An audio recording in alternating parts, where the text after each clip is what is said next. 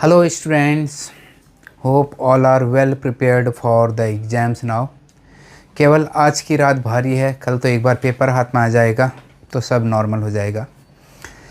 कुछ heart beat increase हो रही होगी, कुछ टेंशन हो रहा होगा, स्ट्रेस आ रहा होगा, बट बिलीव मी, जिस हिसाब से ईमानदारी से आप लोगों ने साल भर प्रिपेयर किया हुआ है, बहुत अच्छे से प्रिपेयर किया हुआ है, पेपर्स बहुत अच्छे जाने वाले हैं।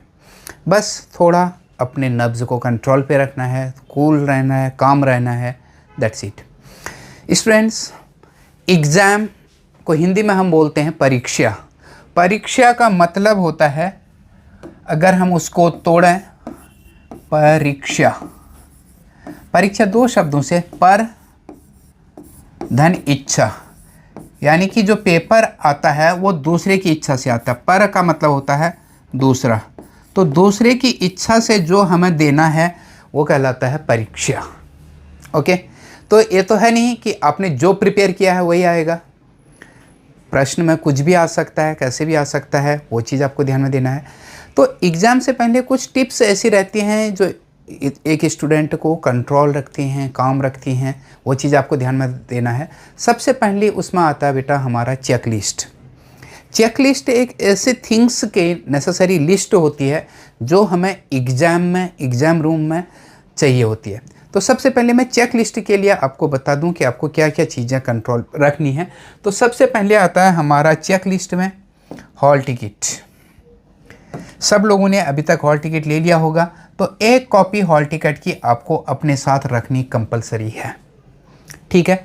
दूसरा, गुड क्वालिटी बॉल पेन्स। देखिए यहाँ पर मैं पहले तो लिख रहा हूँ गुड क्वालिटी, यानी कि quality of the pen should be good. जो भी उससे इंक फ्लो है वो प्रॉपर रहना चाहिए, एक्सेस फ्लो नहीं होना चाहिए। दूसरी चीज़, बॉल पेन। बेटा जेल पेन, बहुत सारे बच्चों की आदत होती है जेल पेन से लिखने की। जेल पेन में बहुत अच्छा फ्लो बनता है, लेकिन जेल पेन का एक नुकसान क्या होता है, प्रॉब्लम क्या होता है कि जब भी हमारे हाथों में पसीना आ रहा है, स्वेटिंग वगैरह हो रही है, वो हाथ लग जाते हैं तो जल्दी स्प्रेड हो जाती है। इसलिए कोशिश कीजिए कि आप ball pen, either you can take blue और ब्लैक, सेम रहना चाहिए। ऐसा नहीं कि डुअल कलर पेन से आप लिख रहे हैं, थोड़ा ब्लैक से थोड़ा ब्लू से, वो नहीं चलेगा, ठीक है। तो एटलीस्ट यहाँ पर 2 तो रहनी चाहिए, लेकिन मैं प्रिफेयर करता हूँ, बच्चों को सलाह देता हूँ कि कम से कम 4 पेन रखिए। अनफॉर्चुनेटली कोई पेन चलते चलते रुक गई है, आपके टेबल से गिर के निब उसका ख़राब हो गया है, उस कंडीशन में एडिशनल इक्विपमेंट्स हमारे पास होनी चाहिए, पेन से रहनी चाहिए, ताकि मेरा लिखना रुके ना, ठीक है। इस कैटेगरी में थर्ड पे आता है HB pencil, well sharpened. Well sharpened इसलिए लिखा हुआ है बेटा, आप घर से ही प्रॉपरली पेंसिल को शार्प करके जाएंगे तो एग्ज़ाम में आपका टाइम बहुत ज़्यादा बचेगा, ठीक है। एग्जाम में एक एक सेकंड बहुत महत्वपूर्ण होता है। आप इस हिसाब से नहीं कि घर से, कुछ बच्चों का शौक होता है घर से नई पेंसिल ले जाने का, फिर एग्जाम रूम में शार्प करने का। Do not waste the time, ठीक है। तो एक तो रहनी चाहिए एटलीस्ट, लेकिन मैं कहता हूं बच्चों के कि कम से कम 2। इसमें भी वही, सपोज पेंसिल आप वेल शार्पन्ड लेके गए, अनफॉर्चुनेटली हाथ से गिर गया, कुछ हो गया, उसके पेंसिल की लिड टूट गई, फिर आपको दोबारा से शार्प करने में आपको क्या करना पड़ेगा, समय देना पड़ेगा। You have to save the time, 2 well sharpened pencil. Next, sharpener. फिर भी 2 शार्पन पेंसिल तो लेके जा रहे हैं, उसके अलावा आपको क्या करना है, शार्पनर भी अपने साथ रखना है, ठीक है, ताकि आप वो चीज़ें कर सकें। डस्ट फ्री इरेजर, आप लोगों ने देखा होगा कुछ इरेजर बहुत हार्ड रहते हैं, रब करने में डस्ट भी करते हैं। आप घर से सॉफ्ट इरेजर रहता है, डस्ट फ्री इरेजर रहता है, उसको आप लेके जाइए, एटलीस्ट 1, बट आई प्रिफेयर 2। उसके बाद है बेटा लॉन्ग स्केल। आपको लॉन्ग स्केल की आवश्यकता हर क्वेश्चन पेपर में पड़ेगी, क्योंकि आपको क्या करना है, प्रॉपर मार्जिन से ड्रॉ करना है, उसके लिए लॉन्ग स्केल की आवश्यकता रहेगी। एक लॉन्ग स्केल बहुत है, ठीक है। उसके बाद आपको बेटा लॉन्ग स्केल के बाद, मैं थोड़ा इसको रब कर लेता हूँ,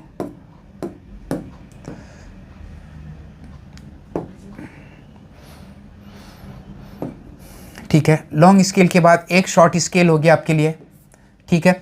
राइटिंग पैड ट्रांसपेरेंट। देखिए बोर्ड का एक रूल है कि जो भी आप राइटिंग पैड लेके जा रहे हैं वो एकदम प्लेन रहना चाहिए, उसमें किसी भी प्रकार का कोई भी राइटिंग चीज़ नहीं रहनी चाहिए। तो इसलिए कोशिश कीजिए कि आप प्लेन ट्रांसपेरेंट राइटिंग पैड लेके जाएं, ताकि एग्जाम रूम में किसी भी प्रकार का आर्ग्यूमेंट आपका एग्जामिनर के सुपरवाइज़र के साथ हो रहा है तो वो चीज़ें अवॉइड कीजिए। तो ट्रांसपेरेंट, ज्योमेट्री बॉक्स, ठीक है, जनरली मैथमेटिक्स में तो चाहिए, मैथ्स और साइंस में। अदर डेज भी लेके जा रहे तो आपके लिए फ़ायदेमंद रहेगा, क्योंकि आजकल लैंग्वेजेज में भी क्या रहता है, एक्टिविटी बेस्ड क्वेश्चन से रहते हैं, आकृति बनाना रहता है, तो उसके लिए आपको ज्योमेट्री बॉक्स चाहिए। ज्योमेट्रिकल स्टेंसिल जनरली सभी बच्चों को मिला हुआ है। एक ज्योमेट्रिकल स्टेंसिल आप अपने साथ रखिए, वो बहुत ज़्यादा हेल्प करेगा आपको। ज्योग्राफी के पेपर के लिए आप तैयारी रखिएगा, इंडिया के मैप का स्टेंसिल और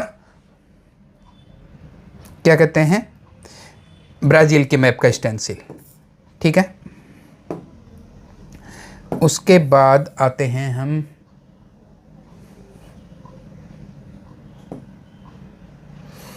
नंबर 13, रिस्ट वॉच।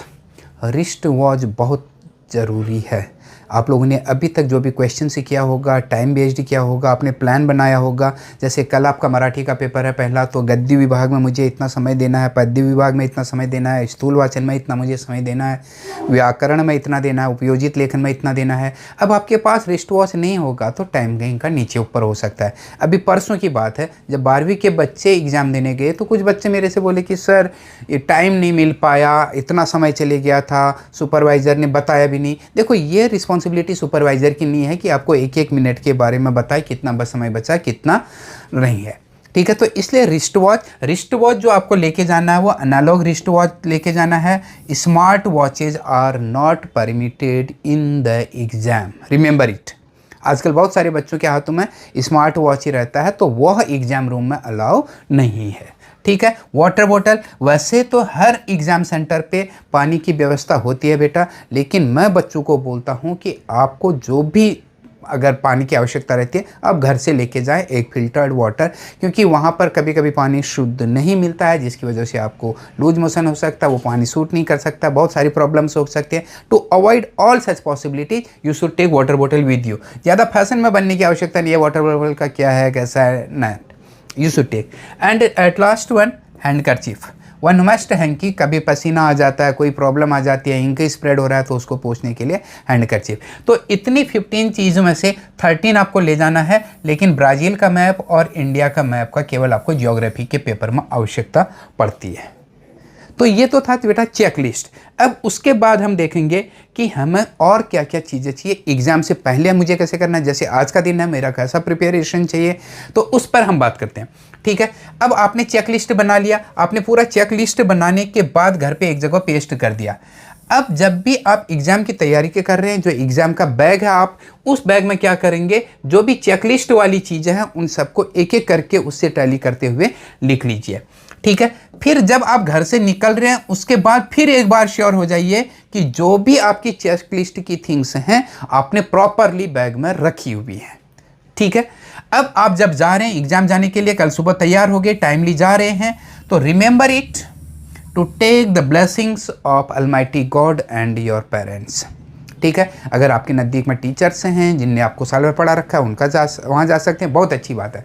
लेकिन एटलीस्ट पेरेंट्स के और जो भी भगवान की आप पूजा करते हैं उनकी ब्लेसिंग्स ले लीजिए। मेरा हमेशा से मानना रहा है किसी भी इंसान के सक्सेस में 90% उसका जो हार्ड वर्क रहता है और 10% जो कंट्रीब्यूशन रहता है वो गॉड और हमारे पेरेंट्स के ब्लेसिंग्स रहती हैं। तो ये चीज़ आपको करना है जाने से पहले, ठीक है। आप एग्ज़ाम सेंटर में पहुंच गए बेटा, वहाँ पर पहुंचने के बाद बहुत सारा आपको इधर उधर की बातें नहीं करनी है किसी से भी, और घर से डाइजेस्ट वगैरह ले जाने की भी आवश्यकता नहीं है। कुछ बच्चे लास्ट मोमेंट प्रिपरेशन करते हैं, नथिंग। आप घर से निकल रहे हैं उस समय से ही मन में जो चीज़ आपने पढ़ रखी हैं उनको ही रिवाइज करने की आदत बनाइए। एग्ज़ाम सेंटर के वहाँ पर बहुत सारे दोस्त मिलेंगे, सब कुछ मिलेंगे, हर कोई पूछेगा क्या प्रिपरेशन है, क्या कर रखा है। कूल काम, बस ठीक है प्रिपरेशन, बहुत ज़्यादा अनावश्यक बातें करने की आवश्यकता नहीं है, ठीक है। एग्ज़ाम रूम के बाद उसके बाद आपको एंट्री मिल जाएगा। एंट्री मिलने के बाद एंट्री मिल गया आपको, ठीक है। एंट्री के बाद आप क्या करेंगे, आपको सीट पे बैठ गए हैं, सीट में बैठते ही आपको एकदम कूल एंड काम रहना है। अपनी चीज़ें जो भी हैं एक बार फिर चेक कर लीजिए, सब कुछ आपके पास है। Think positive sitting at your place. आप अपनी क्लासरूम पे अपनी सीट पे बैठे हुए हैं, क्लासेस का जैसा, स्कूल का जैसा नहीं है 2-3 बच्चे एक साथ बैठे हैं, एक बेंच में एक बच्चा बैठा है, आपको सफिशिएंट स्पेस मिलता है। आप आंख बंद कीजिए, पॉजिटिव सोचिए, अपना पॉजिटिव वाइब्रेशन लेके आइए। आंख बंद कीजिए। हाँ, मेरा पहला क्वेश्चन, जैसे कल का पेपर का करेंगे, पहला पेपर मैंने गद्य विभाग में ये सब तैयारी कर रखा है, पद्य विभाग में तैयारी कर रखा है, स्थूल वाचन का कर रखा है, व्याकरण का कर रखा है, उपयोजित लेखन में ये चीज़ें किया। वो पॉजिटिव वाइब्स आपको जनरेट करनी है, ठीक है। ये मेडिटेशन कंसंट्रेशन वो बनते रहेगा। Avoid unnecessary talks with friends. आपके आजू बाजू दूसरे क्लास के बच्चे होंगे, दूसरे स्कूल के बच्चे होंगे, उनके साथ या आपके रेगुलर फ्रेंड्स हो सकते हैं, अनावश्यक बातें करने की आवश्यकता नहीं है। रिमेंबर वन थिंग, जितना आज तक आपने पढ़ रखा है उससे ज़्यादा मायने रखता है कि जब आप पेपर में लिख रहे हैं उस समय कितना रिकॉल कर पाते हैं। तो उसके लिए आपके एग्जाम लिखने से 15 मिनट पहले का जो समय होता है बहुत महत्वपूर्ण होता है बेटा। उसके बाद मैनेज योर टाइम प्रॉपरली। देखो, आपको शुरू से बता रखा है, फिर बताया गया, लास्ट मोमेंट में आपके टीचर्स ने सबको बता रखा है कि किस वाले लेखन के लिए, किस विभाग के लिए आपको कितना टाइम देना है। तो वो टाइम आप प्रॉपरली मैनेज कीजिए, ठीक है। व्हाइल राइटिंग पेपर पे स्पेशल अटेंशन टुवर्ड्स प्रेजेंटेशन। फिर लास्ट मोमेंट में एक बार और आपको मैं बता रहा हूं कि प्रेजेंटेशन पर आपको बहुत ज़्यादा ध्यान देना बेटा। लैंग्वेजेज में तो प्रेजेंटेशन चाहिए चाहिए, ठीक है। तो बहुत अच्छे से लिखिए, कूल काम से। आपके पास सफिशिएंट टाइम है, लेकिन आपको उसको प्रॉपरली यूटिलाइज करना आना चाहिए कंसंट्रेशन के साथ। अब आपने क्वेश्चन पेपर पढ़ा, आपने एक दो क्वेश्चन से डिफिकल्टी देख लिया या एक दो क्वेश्चन से इजी देख लिया, तो ना तो आपको पैनिक होने की आवश्यकता है, ना ओवरजॉय होने की आवश्यकता है, ठीक है। एक क्वेश्चन इजी देख लिया, वाह यार यही मैंने प्रिपरेशन किया था, या एक क्वेश्चन डिफिकल्ट आ गया, यही क्वेश्चन मैंने प्रिपेयर किया था, यही नहीं आया, अब मैं क्या करूंगा। इस प्रकार के कुछ भी सोच रखने की आवश्यकता नहीं है। एक क्वेश्चन मैक्सिमम, जो सबसे बड़ा क्वेश्चन होता है बेटा, वो होता है निबंध लेखन, वो होता है 8 मार्क्स का। अनफॉर्चुनेटली आपका निबंध नहीं भी आ रहा है तो भी आप देखिए आपके 72 मार्क्स यानी कि 90% आपको पेपर आता है। 8 मार्क्स के लिए रोने से अच्छा यह है कि 72 मार्क्स का जो मेरा पेपर है उसको मैं बहुत अच्छे से लिखूं, वो एग्जाम कहलाता है, ठीक है। या ओवरजॉयड हो गए, आपने एक दो क्वेश्चन से अपने इजी देखे और उस एक दो क्वेश्चन को इजी देखने के बाद आप क्या करने लग गए, ओवरजॉय ये आता है, फिर और क्वेश्चन में ज़्यादा सिंसियरली आपने किया नहीं, तो उस प्रकार की चीज़ें आपके साथ नहीं होनी चाहिए, ठीक है। उसके बाद टाइम मैनेजमेंट मैंने बोला, टाइम मैनेजमेंट के बाद आपके साथ है बेटा अटेम्प्टिंग ऑल द क्वेश्चंस। मैंने बहुत बार बच्चों को देखा हुआ है, यहाँ प्रीलिम्स में भी मैंने बच्चों को देखा हुआ है, एक क्वेश्चन उनको अच्छे से आता है ना, जैसे एक पत्र लेखनी है, पत्र लेखन उनको बहुत अच्छे से आता है, तो इसमें हद से ज़्यादा लिखेंगे, हद से ज़्यादा टाइम देंगे, वो चीज़ आदत छोड़ दीजिए आप। आपका पत्र लेखन सपोज 6 मार्क्स का है, 6 मार्क्स के बदले आप कितना भी अच्छा लिखें तो 6.5 भी नहीं देगा एग्जामिनर, रिमेंबर इट। आपको मैक्सिमम 6 मिलना है, लेकिन इसमें ज़्यादा समय देने के बाद सपोज 8 मार्क्स का आपका निबंध लेखन छूट गया है तो यह अच्छा नहीं है, ठीक है। तो इसलिए टाइम मैनेज करने के लिए जितना, ठीक है 6 मार्क्स में से थोड़ा कम भी लिखा तो आपका 5 मार्क्स आ गया, लेकिन कम से कम जो आपका 8 मार्क्स का निबंध है इसको आप लिखेंगे तो इसमें 3, 4, 5, 6 मार्क्स तो ला सकते हैं। तो इस हिसाब से आपको टाइम मैनेज करना है और कोई भी क्वेश्चन आपको छोड़ना नहीं है, ठीक है। एग्जाम दे दिया, उसके बाद आपने पूरा पेपर सॉल्व कर लिया, उसके बाद 5, 10, 15 मिनट आपके पास बचे होंगे, तो क्लास की तरह, स्कूल की तरह ऐसा मत कीजिए कि नो आंसर शीट बंद करके रिलैक्स हो जाइए, नॉट। आपने एक बार कर लिया पूरा सॉल्व, आपको थ्रेड मिला हुआ है, बी सप्लीमेंट लिया हुआ है, तो आप प्रॉपरली उसको टाइप कीजिए, एक एक करके पहले से ही सब क्वेश्चन। कभी कभी बच्चों का ना कहीं पर समानार्थी विरुद्धार्थी है, ये चीज़ें छूट जाती है, इग्नोर, मतलब जल्दीबाजी में स्किप हो जाता है, तो वो एक एक करके आपको टैली करना है कि whether you have attempted all और नॉट, और कहीं पर कुछ आवश्यकता तो नहीं है और एडिशनल करने की, वो चीज़ आप कर सकते हैं, means utilize the time properly, ठीक है। पेपर दे दिया, बाहर आ गए, ठीक है, फ्रेंड्स के साथ मिले, आपने हो गया कि फिर ये आंसर क्या था और इसका आंसर क्या था, अरे यार ये मेरा रॉन्ग हो गया। ज़्यादा पैनिक करने की भी आवश्यकता नहीं है, ज़्यादा ओवरजॉय होने की भी आवश्यकता नहीं है। After the exam also, exam दे दिया, हो गया, वहीं तक आपका काम था, वो आपका कर्म हो गया। भगवान श्री कृष्ण ने क्या कहा है, कर्मण्येवाधिकारस्ते माँ फलेषु कदाचन माँ कर्मफल हेतुर्भूर्मा ते संगो अस्तु कर्मणि। आपका right, you have the right only on your duties, not on the fruits thereafter. तो उसके बाद क्या एग्जाम में क्या मार्क्स आएगा क्या आएगा उसका नहीं है।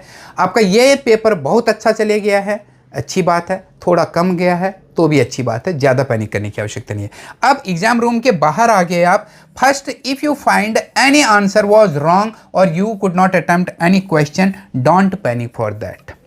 बहुत ज़्यादा स्ट्रेस लेके, टेंशन लेके अब कुछ भी फायदा नहीं होने वाला है। रिमेंबर दिस थिंग, सही हो गया तो भी ठीक है, नहीं हुआ तो भी ठीक है। उसके बदले उस पर चिंता करके, उसके बारे में बार बार सोच करके आप आने वाले पेपर्स को खराब मत कीजिए, ठीक है। Whatsoever the exam is forget it, refresh yourself, take healthy meal, relax and rest properly. आपने रात भर पढ़ रखा था, सुबह गए, सुबह रिवीजन किया, एग्ज़ाम दे दिया, 7-8 घंटे ऐसे बीत गए। आप 2, ढाई, 3 बजे तक घर आए, आराम से खाना खाया, 1-1.5 घंटा आराम से रेस्ट कर लीजिए, ठीक है। उसके बाद आप एक चीज़ कीजिएगा कि जो आपका पेपर आपने दिया है उसको प्रॉपरली टैली कर लीजिए, ठीक है। हर क्वेश्चन पेपर में एक चीज़ का आदत बनाइए, अपना इवेल्युएशन का, ठीक है। एक साइड आप लिखिए मिनिमम कितना मार्क्स एग्जामिनर मेरे को देगा, दूसरी ओर लिखिए कि मैक्सिमम कितना मार्क्स देगा हर क्वेश्चन का, ठीक है। मिनिमम मार्क्स और मैक्सिमम मार्क्स, सपोज आपने देखा कि 55 मिनिमम मार्क्स इसमें आने चाहिए मेरे को, 7 मैक्सिमम, सब क्वेश्चन का बना लीजिए। अल्टीमेटली आपने देखा तो मिनिमम 70 मार्क्स मेरा आ सकता है और मैक्सिमम 78 मार्क्स मेरा आ सकता है, ठीक है। फाइनल के बाद इतना आपने देखने के बाद एवरेज निकाल लीजिए तो 74, तो कम से कम 74 मार्क्स आएंगे आपके इस पेपर में। इतना आपने टैली कर लिया, उसके बाद रख दीजिए। वो रखने के बाद then you start preparation for the next exam. उसके बाद आपका जो भी प्रिपरेशन है नेक्स्ट एग्जाम के लिए शुरू हो जाना चाहिए, ओके। नेक्स्ट एग्जाम का प्रिपरेशन, ओके। अब 1-2 चीज़ें जो मेन चीज़ें हैं वो आपको याद रखने वाली क्या हैं, ठीक है। पहली चीज़, a single subject can neither make nor spoil your result, so be cool, calm, refresh and reenergise yourself. Marathi का पेपर बहुत अच्छा चले गया है, बहुत अच्छी बात है। तो बहुत अच्छा नहीं गया है तो भी कोई बात नहीं, उसकी वजह से आने वाले पेपर को इफेक्ट नहीं होना चाहिए, ओके। आप उसके हिसाब से, मराठी पूरा ओवरऑल परसेंटेज भी नहीं बनाएगा, ओवरऑल परसेंटेज बिगाड़ेगा भी नहीं। हाँ, जो कमियां और जो गलतियां आपने इसमें की थी उनको सुधार करने के लिए आपके पास समय है कि वो चीज़ें रिपीट नेक्स्ट एग्जाम में ना हो, उसके लिए आप तैयारी कीजिए। Start your preparation for next exam without wasting your time, ठीक है। 1-1 मिनट बहुत महत्वपूर्ण है घर में, तो आप प्रिपरेशन स्टार्ट कर दीजिए। फिर जैसे आपने मराठी के लिए प्रिपेयर किया था, इंग्लिश आपका नेक्स्ट है, उसके लिए प्रिपरेशन कर लीजिए। पार्ट वाइज, सेक्शन 1 में 1, 2, 3, 4, 5, 6 हर सेक्शन वाइज प्रिपरेशन कीजिए and ultimately all the exams you have to prepare like the same. Students, I am very sure that if you follow all these things, whatever things are taught by your teachers throughout the year, these all things if you follow up, final result in the month of June, first week of June, your result will come. I am sure it is going to be very good. I wish you all the best and hope whatever the things are told to you, you are going to follow them up sincerely. Okay, bye, all the best.